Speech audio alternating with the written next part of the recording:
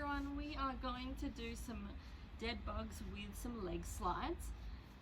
So depending which level you're at, you're going to be either coming down on your side this way, or you're going to be practicing coming down really carefully like so. So inhaling out wide, inhaling 360, exhaling, scooping through the belly, keeping the tummy scooped, coming all the way down, and then onto your back. Now that is going to be a progression throughout your journey on getting down safely.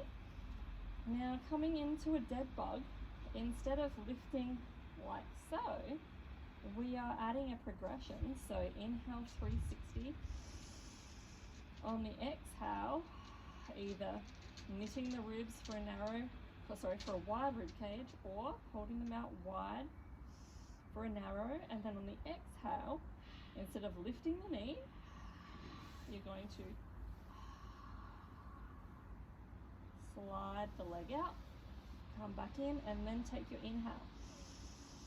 Exhaling out all the air.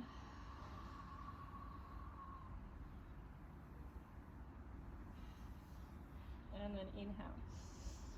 So I can only get my exhale to get me out, and then I do my breath hold for the way in, and I do that so it keeps my pelvis more stable. Now if you find that you can exhale out and in, great. If you can inhale, exhale, inhale, pause, exhale, come back in. If that feels better, that's fine too.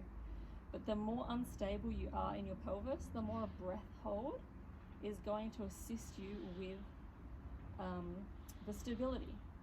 But there are certain contraindications to doing a breath hold. So if you are curious about that, just reach out and speak to me about that.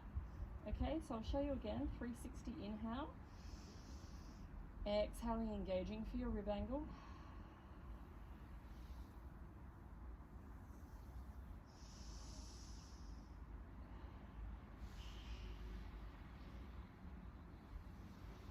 And then inhale. So you should feel this mid to low tummy, and this is using a lot of your core stability.